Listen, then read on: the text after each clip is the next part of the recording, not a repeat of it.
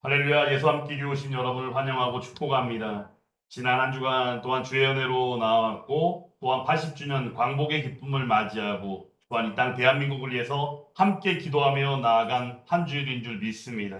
오늘 우리가 읽은 이 본문의 말씀을 통해서 오늘은 하나님을 공의로만 말함으로 신앙의 오류를 범하다라는 제목으로 하나님의 말씀을 전하도록 하겠습니다. 지난 시간에는 하나님을 사랑으로만 말함으로 신앙의 오류를 범하다라는 제목으로 말씀을 전한 바가 있는데, 지난 시간의 말씀 가운데 그 신앙의 오류로 나타난 내용들이 무엇이었는지 잠깐 소개하고 오늘 말씀으로 이어가도록 하겠습니다. 하나님을 우리가 사랑으로만 표현하고 사랑으로만 말하게 되면 또 만나게 되는 것이 신앙의 오류입니다.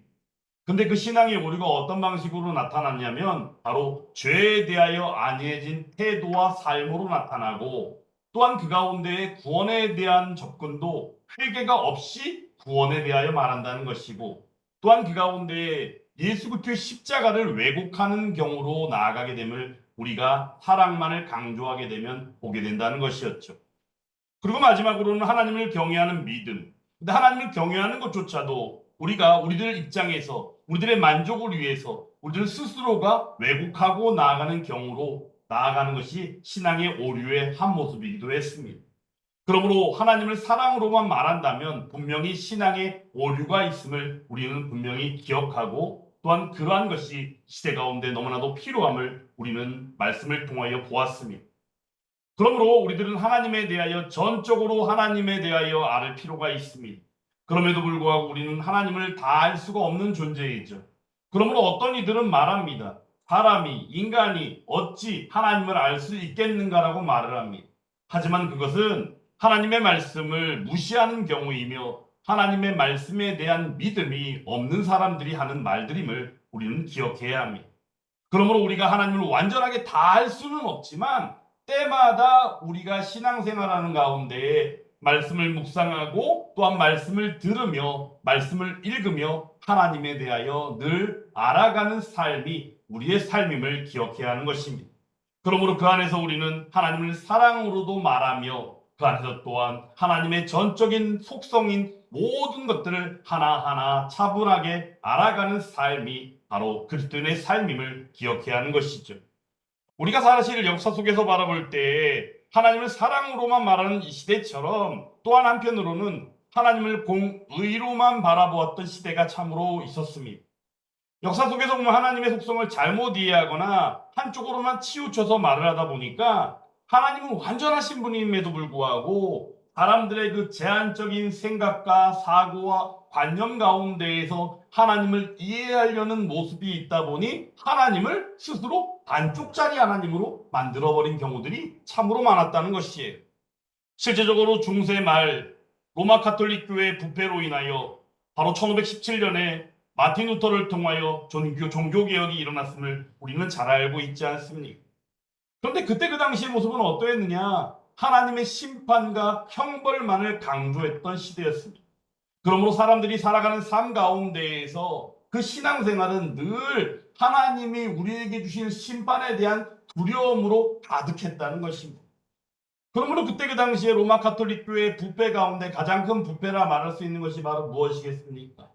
그들 스스로가 말하는 바 그런 하나님의 두려운 심판에 대하여 강조하고 말하는 가운데에 하나님 앞에 헌금할 때 그 헌금함에 동전이 떨어지는 쨍그랑 소리가 나는 것이 결국에는 그 자신이 구원을 입고 심지어는 연옥이라는 하나님 나라에 들어가는 중간 대기 장소를 말하며 그곳에 가 있는 우리 조상들이 또한 천국으로 가게 된다라고 말도 안 되는 어처구니 없는 그런 말들을 또한 하나님 말씀을 전했던 적이 있었다는 거예요.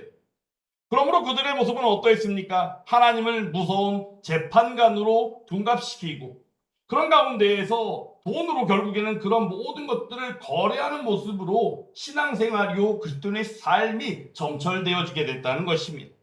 그러므로 우리들이 바라볼 때 하나님은 반드시 죄를 심판하시는 분이 맞지만 그럼에도 그것에 휩싸여서 힘들고 어렵고 하나님을 가까이 하기에는 너무나도 무서운 존재로만 여겼던 것이 바로 중세 시대였음을 우리는 기억하고 있지 않습니까?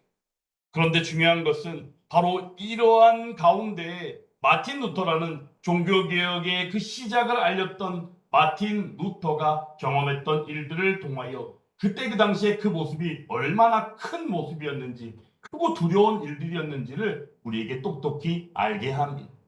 내용인즉슨은 바로 슈토테른하임의 체험이라는 장면을 통해서입니다. 하루는 마틴 루터가 슈토테른하임이라는 그 숲을 지나가고 있을 때입니다. 여름날이었는데 그날 날씨가 너무나도 안 좋은 가운데 정말 종말론적인 하나님의 심판과도 같은 그런 두려운 마음이 들 정도의 심한 번개가 치고 천둥이 치는 날이었다는 거예요.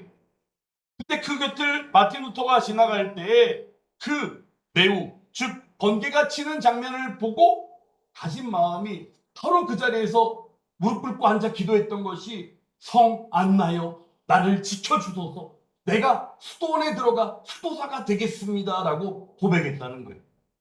어떤 이들은 책을 통하여 이 장면을 놓고 사도 바울이 다메섹 도상에서 예수님을 만난 것과 똑같이 이 장면을 묘사하고 이야기하는 것을 보게 됩니다.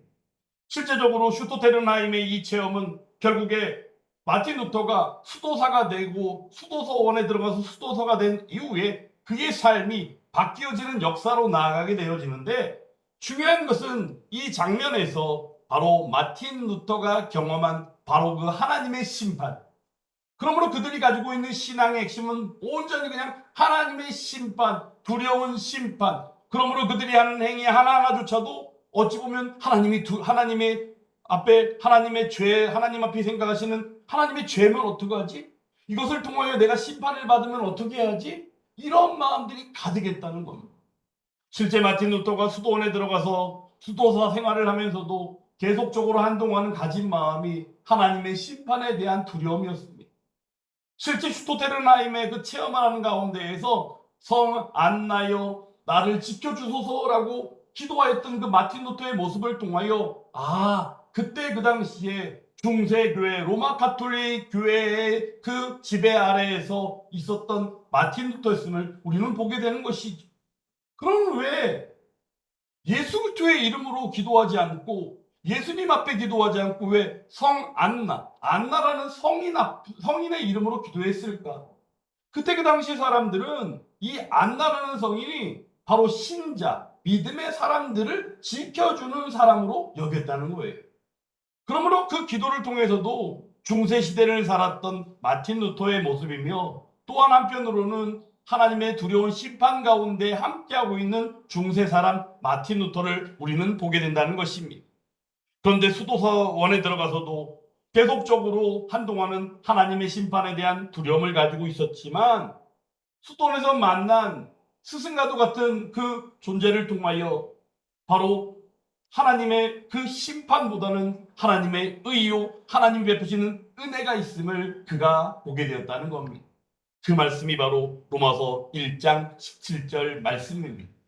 복음에는 하나님의 의가 나타나서 믿음으로 믿음에 이르게 하나니 기록된 바 의인은 믿음으로 말미암아 살리라 함과 같으니라 라는 이 말씀을 통하여 하나님은 분명히 심판하시는 하나님이기도 하지만 하나님께서는 우리에게 하나님의 의로서 믿음을 주시고 그 가운데 죄인을 의롭게 하시는 분이라는 사실을 깨달아 이신칭이라고 이야기하는 매우 중요한 교리를 그가 알게 되었다는 겁니다.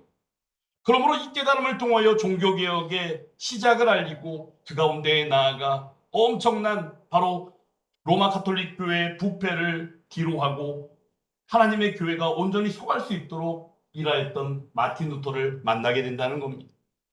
오늘 우리 시대에도 어찌 보면 공의의 하나님만을 강조하는 하나님의 말씀과 그 가운데 우리의 신앙 태도가 여전히 존재함을 우리는 잊어서는 안 됩니다.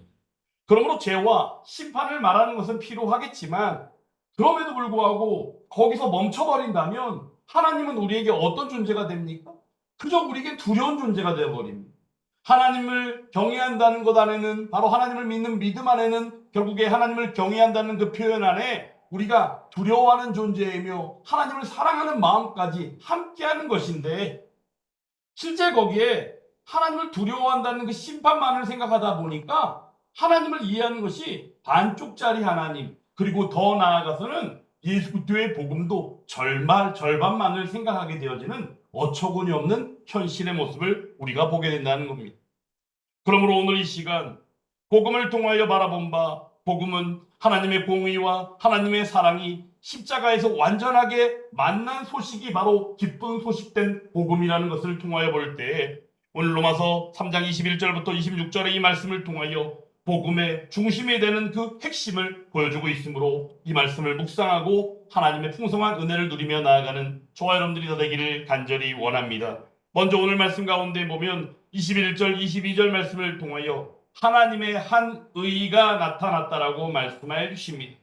이제는 율법 외에 하나님의 한 의가 나타났으니, 여기서 이제라는 이 표현, 이제는 어떤 것일까요? 어떤 시간적인 전환을 이야기하는 것입니다.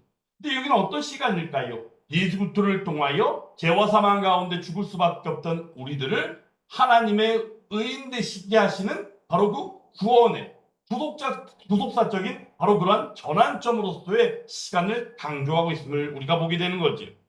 율법이 주도하던 시대입니다. 하지만 그 율법이 예표하고 보였던 바로 그 구원의 실체가 나타나고 열리게 되었다는 것을 의미하는 거지요. 하나님의 의란 바로 무엇이겠습니까? 하나님께서 죄인을 의롭다 하시는 구원의 방법을 말하는 것일진데, 그렇게 하시는 분이 바로 누굽니까? 우리들 자신입니까? 아닙니다.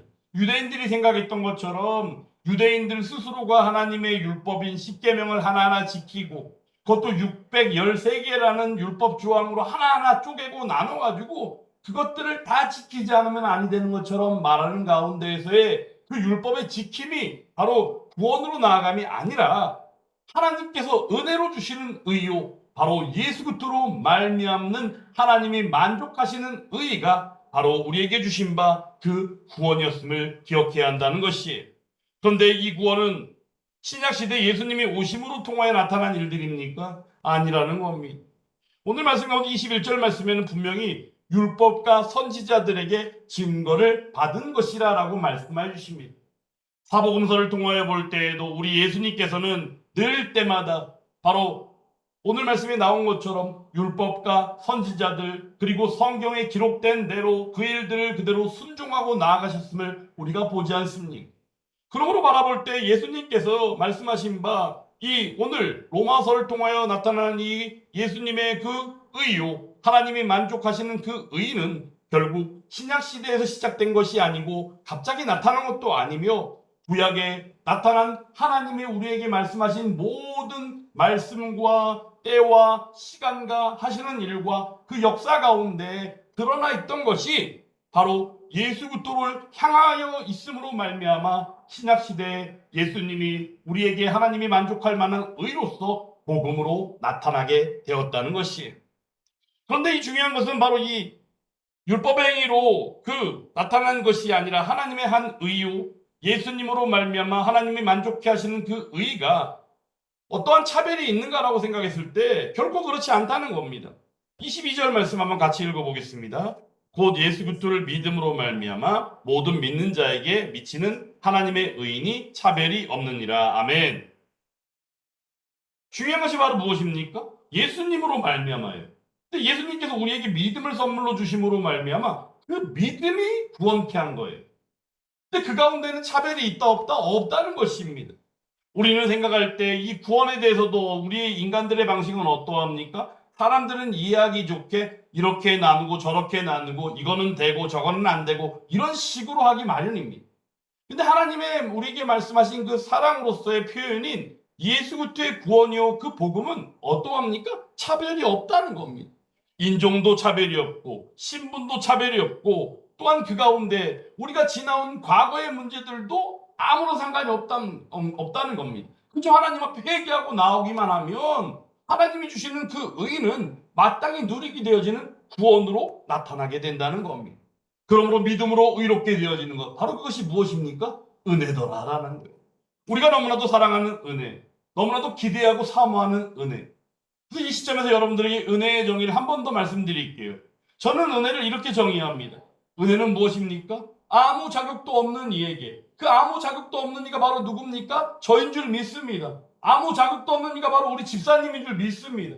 근데 아무 자격도 없는 이 바로 우리들에게 어떻게 예수님으로 말미암아 베푸신 하나님의 의로심과 선하심이 바로 우리에게 베푸신 은혜라는 것입니다. 그 은혜를 받아 누리고 계십니까? 그 은혜를 기대하고 계십니까? 오늘도 그 은혜를 베풀어 주시는 줄 믿습니다. 그런데 그 가운데 우리가 먼저 기억할 바로 이 죄라는 거예요. 오늘 23절 말씀에는 이 죄에 대하여 말씀하는데 죄 아래에 있는 자들이 어떠하다? 한 번 더 23절 말씀 같이 읽어보겠습니다. 모든 사람이 죄를 범하였음에 하나님의 영광에 이르지 못하더니. 아멘. 아마 이 말씀은 모르는 분이 없을 거예요. 모든 사람이 죄를 범하였음에 하나님의 영광에 이르지 못한대요.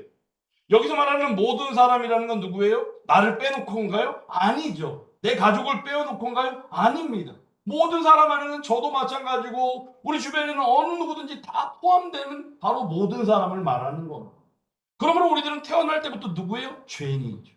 죄인 되었음으로 말미암아 하나님의 영광에는 나갈 수도 없는 것이에요. 왜? 죄의 정체가 무엇이기 때문에? 하나님을 등지는 것이 죄이기 때문에. 하나님을 등지고 하나님을 대적하는 것이 바로 죄이기 때문입니다.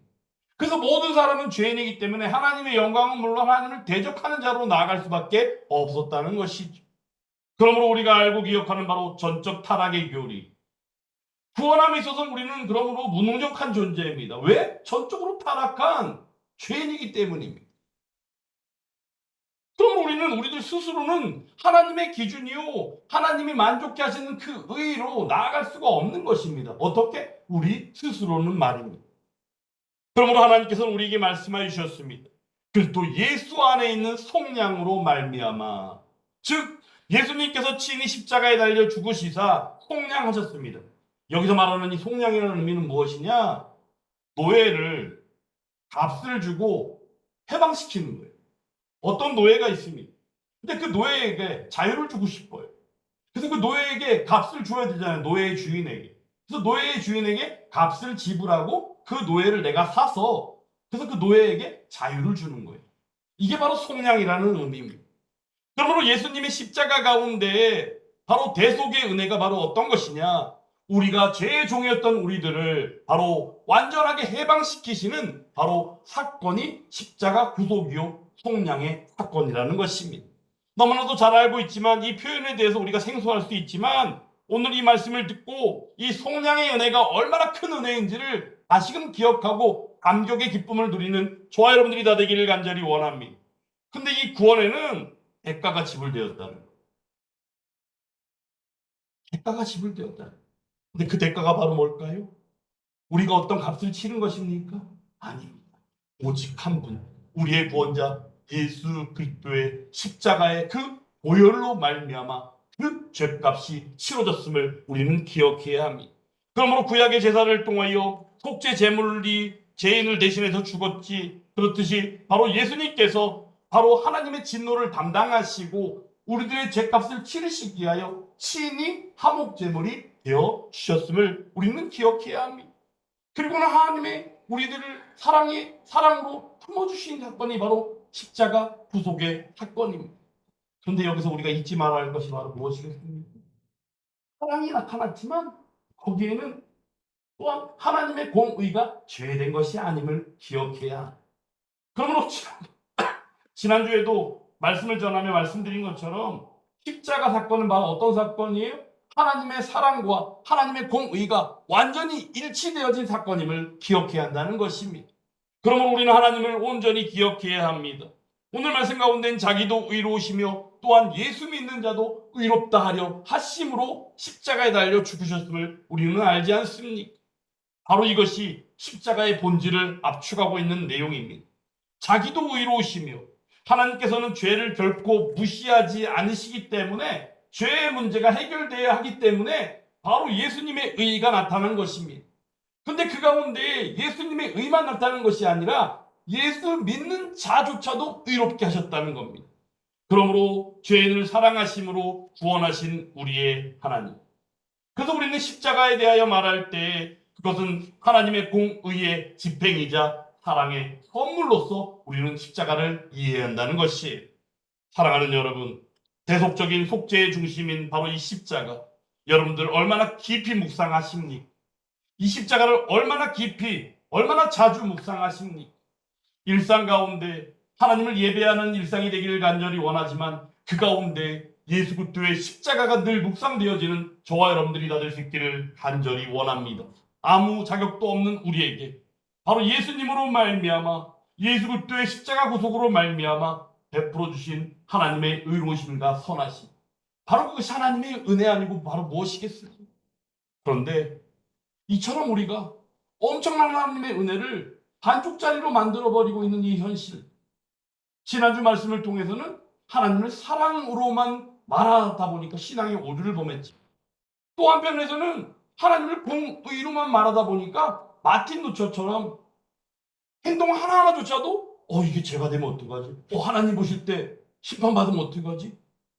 이런 식으로 이해하면 우리는 아무것도 못하는 바보가 돼요. 그러므로 사랑하는 여러분, 하나님을 사랑으로만 말할 때에도 신앙의 오류가 나타나지만 하나님을 공의로만 말할 때에도 신앙의 오류가 나타나게 된다는 겁니다.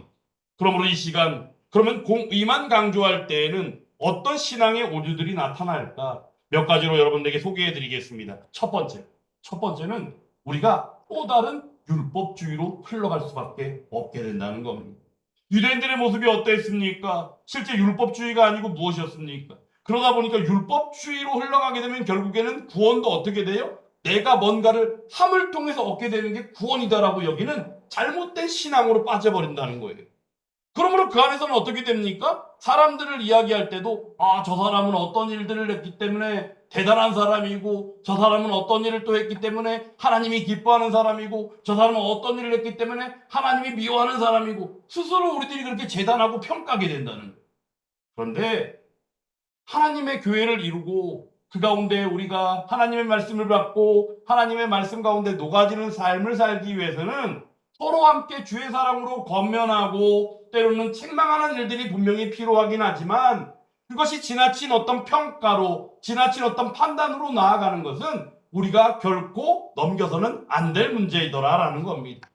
그러면 또 다른 율법주의로 빠져버리는 하나님을 공의로만 말하는 이 신앙의 오류, 이 시대 가운데 우리가 온전히 깨달아 분별함으로 말미암아 그러한 일들이 우리들의 삶 가운데 벗어질 수 있기를 간절히 원합니다. 그리고 두 번째가 있다면 우리의 신앙이 결국에는 하나님을 경외하는 것, 거기에 나타나는 그 두려운 마음들만 우리에게 존재한다는 겁니다. 그래서 그 인식은 어떤 인식이냐? 하나님을 그저 재판관으로만 인식하는 경우에 해당한다는 겁니다. 하나님을 재판관으로만 인식하게 되면 어떻게 됩니까? 하나님 앞으로 나아갈 수가 없습니다. 하나님은 두려운 존재이기 때문에 하나님 앞에 나아가기는커녕 교회에 나와 하나님 앞에 드리는 예배조차도 힘들어하는 것이 우리들의 삶이 되고 신앙생활이 될 수밖에 없다는 겁니다. 그러므로 나타나는 또 하나의 오류가 바로 은혜의 복음, 예수 그리스도의 복음 가운데 나타난 그 은혜를 우리가 가려버리는 경우로 나아가게 된다는 겁니다. 실제 복음은 어떠합니까? 예수님께서 이 땅에 오셨을 때 천국 복음을 해당해서 가르치시며 천국 복음을 전파하셨지만 그 가운데 또한 약한 것들과 또한 모든 병들을 고치신 우리의 예수님이 아닙니까? 그러므로 우리가 바라볼 때 사람을 살리는 것이 바로 복음임을 우리는 믿어야 됩니다. 근데 사람을 살리기보다는 오히려 어때요? 심판의 두려움, 하나님이 나를 어떻게 하시면 어떻게 해야지? 이런 마음을 갖게 하게 되면 결국엔 어떻게 될까요? 내가 살기보다는 오히려 우리가 힘듦으로 빠져버리고 더 큰 환난으로 빠지게 되더라라는 겁니다. 그러므로 사랑하는 여러분, 공의만 강조함으로 나타나는 이 신앙의 오류 세 가지를 말씀드렸는데 율법주의로 흘러가는 것과 또한 두려움이 중심이 되는 신앙이요, 그 가운데 사람을 살리는 은혜의 복음이 가려지는 이러한 일들이 실제 우리의 주변 가운데 있다면 우리들이 이 시간 분명하게 분별하고 깨달아 알물 통하여 온전히 하나님을 알아가는 은혜의 시간 될 수 있기를 간절히 원합니다. 하나님은 사랑의 하나님이시기도 하지만 공의의 하나님임을 믿습니다. 하나님은 공의의 하나님이시기도 하지만 사랑의 하나님이심을 믿습니다. 그러므로 하나님을 반쪽짜리로 생각하지 마시기 바랍니다. 한 청년이 있습니다. 범죄를 저질렀어요. 그 법정에 서 있습니다. 판사가 그 법에 의거해서 판결을 내립니다. 벌금형이에요. 근데 그 판사가 누구냐? 그 청년의 아버지였습니다. 그래서 판결을 내리고 나서 내려와갖고 자기 지갑에서 그 벌금을 내준 거예요. 바로 이것이 무엇일까요? 방금 전에 말씀드린 이 자그마한 이야기, 이 이야기가 결국에 십자가 사건과 똑같은 내용임을 기억해야 합니다. 하나님께서는 공의로서 형벌을 선고하셨습니다. 바로 판사 아버지가 벌금형을 선고한 것과 똑같은 것입니다. 그런데 중요한 것은 사랑이 있기 때문에 내려와서 그 벌금을 대신 내어준 판사 아빠. 바로 그것이 십자가를 우리에게 내어주신 바로 우리 하나님의 사랑이며 공의임을 우리는 기억해야 한다는 것입니다. 그러므로 요한복음 3장 16절에서는 분명히 우리가 기억하고 있는 말씀이 있지 않습니까? 하나님이 세상을 이처럼 사랑하사 독생자를 주셨으니 이는 그를 믿는 자마다 멸망하지 않고 영생을 얻게 하려 하심이라. 할렐루야. 그러므로 이 시간 죽을 수밖에 없었지만 예수부터로 말미암아 영생을 얻었음으로 말미암아 기뻐하고 감격하는 은혜의 시간이 바로 이 시간 예배의 시간이 될 수 있기를 간절히 원합니다. 그렇다고 한다면 오늘 말씀을 받고 우리는 어떠한 삶을 살아야 할까? 첫째, 우리 자신의 의를 버리고 은혜를 붙들며 나아가는 저와 여러분들이 되어야 될 줄 믿습니다. 이유는 바로 무엇입니까? 자기의라는 것은 결국 내가 뭔가를 한다는 겁니다. 내가 뭔가 한다는 것을 우리가 드러내게 되면 결국에 어떻게 될까요? 자기 업적, 자기 공로가 되는 거예요. 그러면 스스로 우리는 어디로 가게 되냐면요. 무언조차도 내가 내 힘으로 내가 할 수 있는 거야 라고 말하는 잘못됨으로 빠지게 된다는 것입니다.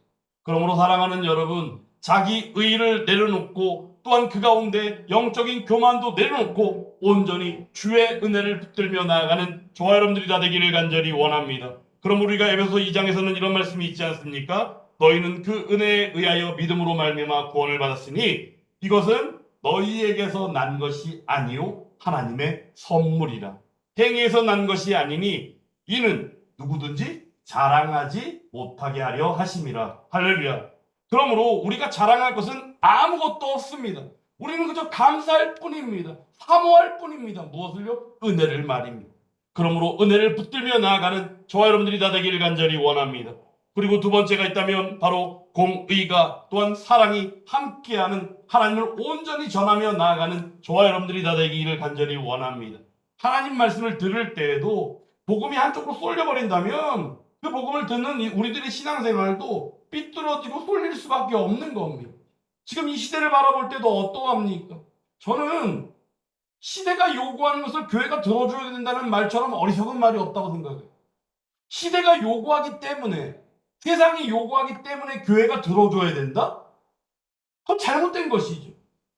시대의 요구에 따라주는 교회, 그건 교회가 이미 아니라는 겁니다. 왜냐하면 그렇게 가다 보면 결국 어때요? 사단 마귀요, 이 세상의 주인인 사단 마귀에게 그냥 따라가는 교회가 돼버리는 거예요. 거기에 주의 뜻이 있을까요? 하나님을 믿는 믿음이 있을까요? 처음에는 있는 것 같죠. 처음엔 뭔가 착각하고 처음엔 뭔가 미혹당하는 것도 모르고 나가게. 근데 어느 순간인가는 깨닫게 된다는 거예요. 요즘 시대의 모습들이 너무나도 그러한 모습과 똑같이 나아가고 있다는 겁니다.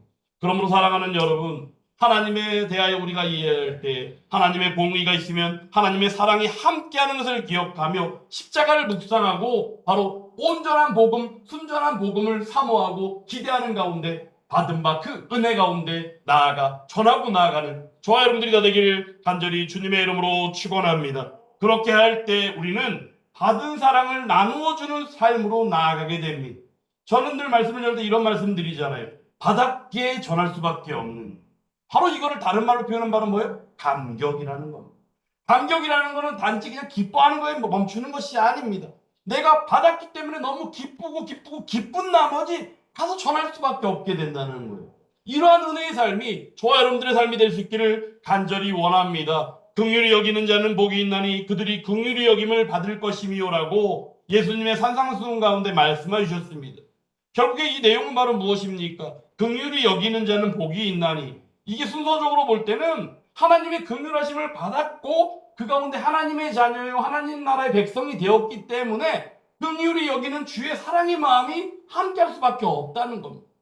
그러므로 나아가 전하는 삶이 바로 하나님의 사랑이요 하나님의 긍휼이요 그 가운데 하나님의 공의도 함께 온전히 전할 수 있는 저와 여러분들이 다 될 수 있기를 간절히 원합니다. 공의만 붙드는 신앙은 뭐예요? 복음을 반쪽짜리로 만들어 버립니다. 사랑으로만 말할 때도 반쪽짜리이지만 공의로만 말할 때도 반쪽짜리가 되어버립니다. 로마서 3장의 이 복음은 무엇입니까? 하나님께서 공의로우신 하나님이시면서도 사랑의 하나님이라는 것을 우리에게 알게 하는 말씀입니다.